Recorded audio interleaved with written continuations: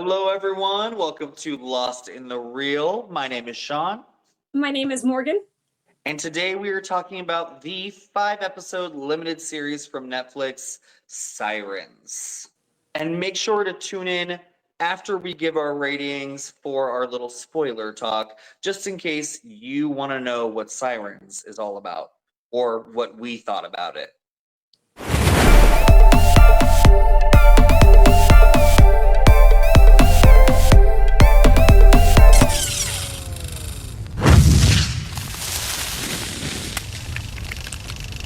Sirens is about a struggling woman who treks across New York to find her younger sister, who she believes is in a toxic relationship with her elite boss, who may also be a cult leader. So, Sean, what are your positives for Sirens? This 5 episode limited series is so hard to crack for me. I have so many different feelings because this show is like a roller coaster ride. For me, I thought going into it, I was like, okay, I'm watching a psychological thriller about a cult leader on this island, right? And then it kind of turns again, and then I'm like, okay, so it's kind of like an ensemble uh drama about sisterhood and the rich versus the poor. And then I'm like, wait, okay, so am I watching this wacky, bizarre dramedy that's also a retelling of Greek mythology? Like, literally, my mind was just like kind of blown the entire time.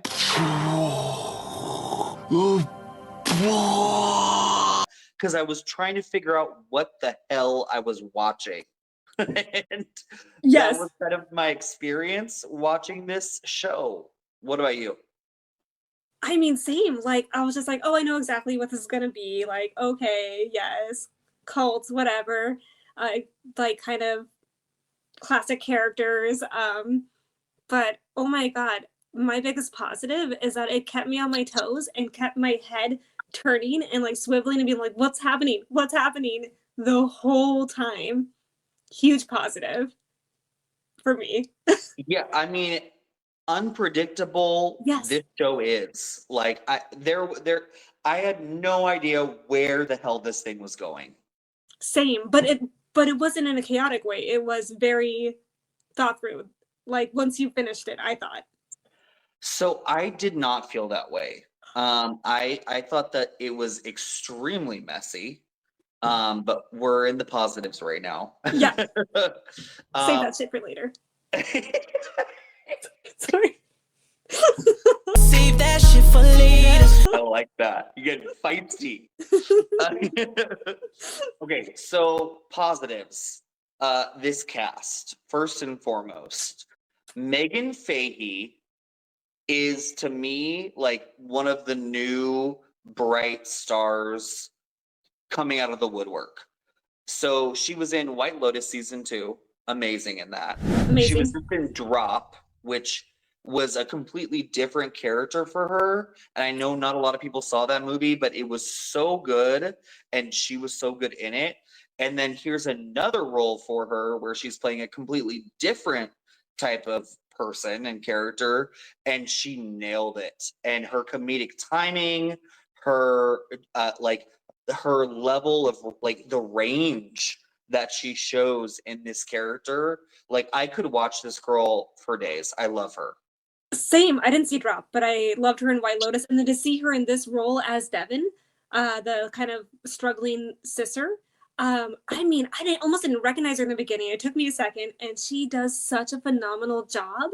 It's outstanding, and that's one of my biggest positives, Sean. Like the casting, all the actors in it, like down to like the extras. I wrote this down in the notes. You could see, like, even though they barely had any lines, essentially, every character felt like a true person, Even like the Stepford Wives ladies that like with okay, I'm sorry, like that scene, I don't even I cannot give it away because it is so no spoilers jarring. But when they're in the limo and they're singing that one song, I was like, this is happening, and I think that I'm fascinated by it. We all make choices, but that was a choice. I love it. Like truly, like every character, like and the sisters, as someone who has sisters, Yeah. they felt so real. I was like, who has a camera inside like my home? Like what is it like? Yeah. Her name Millie Alcock, I believe her name is. I think that's her name. She's gonna be Supergirl. Oh, really? And that is her name, Millie Alcock. So she's from House of the Dragon. I was a little taken aback by seeing her having sex scenes, but then I'm like, okay, she's actually 25, so she's or 26 now. Like she's an adult, but like I was thinking, like she looks very young. Yeah. Which I think works for the role, but like her relationship with her sister did feel so real. So real. The drama, the family dynamics, and no spoilers, and just like again the humor for everyone, so good. Especially Megan. Yeah, Megan Fahey's character. What's her name? Devin. Devin. Yeah.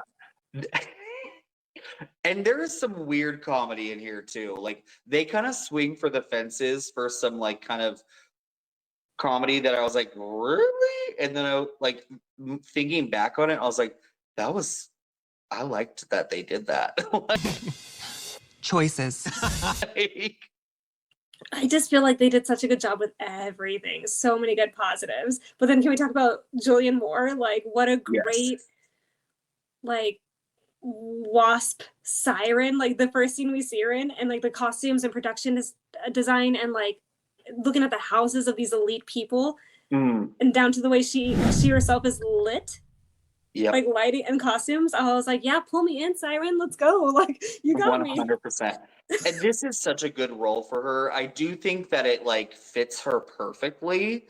And there's like a part of me that like I like the other two, like the sisters more, just because I think they were reaching further like outside of their range, whereas like this role almost fits Julianne Moore to a T. But she's so good in it, so it's like you can't be upset at her for it. No, you can't. And then I think that also just goes to the writing too for her character. Like no spoilers, but everything felt like it was on purpose, and it's just so good. So good. Yeah. So I will say, and I want to continue with positives, that the first 3 episodes I'll talk about in my negatives, but the last 2 episodes is where I felt like this was really coming together. And it just like the 4th and the 5th episode it's like prime television to me. Like I thought it was so well done. It was so unpredictable. It kept throwing things towards the fences. And like it really, when this thing ended, I was like, what did I just watch? Oh my God, what did I just watch? Yes. And I want to talk about it so bad because there's so much to unpack with it. There's so much. Like, just so good. I mean, well, okay, I think it is. So, I just have positives. Do you want to go into your negatives? Because I'm curious. Like, what are they? Okay, so you want to go into negatives? Because I hate it without going into details. I just saw 0 flaws in this. Even I wanted like I'm curious. Okay, like, so I definitely saw flaws. I mean, slight. I was like, oh, I wish they did a little bit more with like the directing and camera work. But and that's why I'm curious about because what you probably thought was like maybe boring for the first 3 episodes. I saw clear, defined development so that we could see those final 2 episodes and not be surprised by it. Does that make sense? Like you saw where it was going. Right. There was buildup, so everything was earned in the end. I do think that you're right with that. And if there wasn't those first 3 episodes, nothing would feel earned. So yes, you need those episodes, but I felt like there needed to be something else because I really struggled with them. And I do think like a lot of audiences are going to struggle with the first couple of episodes as well. I think that it's unclear what this show is about. I think that it's like what am I watching? Like I said at the beginning, like what is the idea of this show? What is it, a comedy? Like why is there some weird like raunchy humor and then all of a sudden it's very serious and then it's like a psychological thriller and a horror film and like then there's very serious like topics being talked about like abuse and all of these things and it's like where is this going? And I think that the first 3 episodes did not do a good enough job like making you feel comfortable knowing that it was on the right path. I mean, I see what you mean because I've heard like the whole thing. Like I was truly confused the whole time I was watching the first couple of episodes. I agree. Like I didn't know where it was going, but I knew I wanted to stay on the ride. Like, and that's like that's my positive, I guess. No, and that is fair because I felt that as well. Like I knew that I wanted to continue on this ride, but there's like some shows where you feel the same kind of way where you don't know what it's going to be, but like you feel comforted knowing that like you're on the right track. Like it's going to go in the right direction. With this show, I'm like, I don't know, like it's kind of everywhere. And I just never felt like I was like there. I didn't ever feel like they were going to stick the landing. And then when they did, I was like, oh shit. Oh shit. Like, No, like I so funny. Like I was like, I didn't like not even stick. I was like, do they have solid ground? Like where are we going? Like what? and that's the thing. I don't know. Like this show, like I mean, it was a mind fuck for me. This show, but in the best way. And I hope people discover it. So Morgan, what would you rate Sirens out of 5? I'm gonna rate it a 4.5 out of 5 because nothing's perfect, and I do see what you mean by the earlier episodes. Even though I thought they were well done, there could be some points where it could be tweaked with the directing, a little tighten up the kind of thing here and there. But overall, pretty damn perfect, and I highly recommend everyone to watch this. Wow. Okay. I definitely am not going to go as high. I originally during the first 3 episodes, I was like in the 2s, and then I know, but then once it ended, it really like it's like changed my whole viewpoint of this show.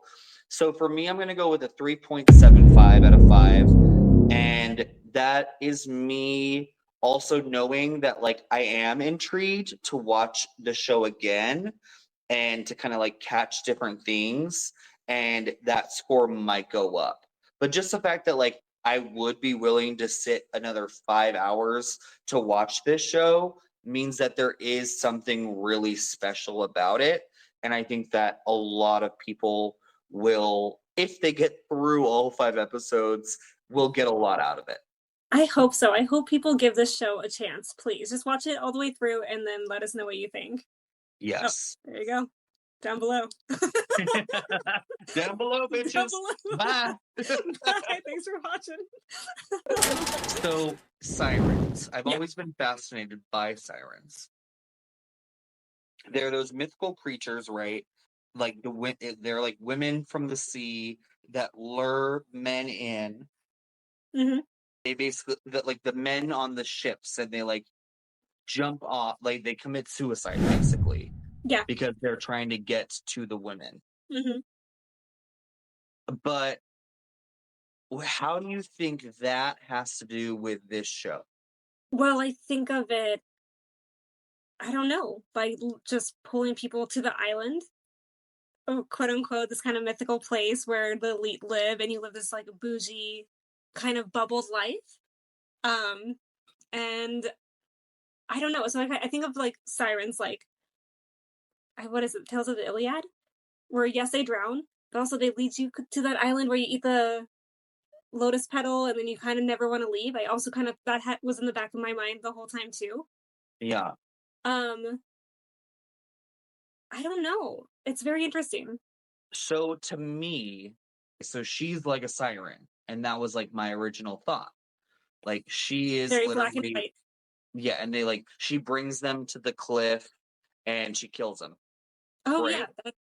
yeah, yep, that happened. Yeah, right. That's in And there. that's what they make you feel like that's what's happening, but that's not at all what's happening. And then I think about Greek mythology, and I think about like the men in Greek mythology and how men are always put on this pedestal, and the women in Greek mythology are always like there's like Medusa and like the sirens. They're all like many of them are villains. And I almost think of like these sirens as being like these misunderstood creatures in Greek mythology and in this story, that they are perceived as one way, that they are these like, oh, we sing this song and we bring you to you, but there's so much more like depth to them. And that at the end of the day, the men are always going to use those like archetypes almost to create their own story where they're the hero. Oh my god, I love that. Totally, right? And you look at Kevin's character, and Yes. he's the hero, and he plays it very well. And like, it's funny because then you're like, you talk about sirens pulling people in and drowning them, and then you have Kevin's character, who maybe is the real siren, where he pulls women in and essentially drowns them in what he wants a woman to be. Like, who is the siren here? Is it Julian? We think it's her the whole time, but is it actually Kevin? I love how Kevin Bacon in this show, like, you think that he's the good guy, and he's always like, kind of like, he's the one that's like, oh, like, hey, how's it going? Like, to all the people, like, oh, make sure you say, like, thank you to, like, our house people or whatever. And, you know, like, you think that he's the good one and she's the bitch, Mm-hmm. you know? And I like how they make that, you feel that for so long until you see the complete other side, as it like the show literally turns you, like, and that's why I was just so confused, because I'm like, okay, he's the fucked up guy, Yep. he's the one that continues to take what he wants, and these sirens are playing their siren song, but their story's still not being told. So sad and erased in a way. Like, ugh. As his first wife kind of just disappears from the earth, you know? Ugh. And that line that Julianne Moore says, like, and this is what I love about this show, is like the layers to all the characters. They're all so flawed, but they are also great characters, and they have so many different layers. So she basically says at the end, like, she's good. Like, they're like, even though, yes, this girl is taking my husband, like, they're like, I know that there is goodness in her heart, you know, like there's more to her than just this tramp, you know, Yeah. who wants an easy life. And that's exactly who she was, and she bought into it, and now she's out like down on her luck, and one day that's gonna be, you know, Millie Alcock's character, Mm-hmm. Simone, and Mm-hmm. then there's gonna be a new woman that comes in.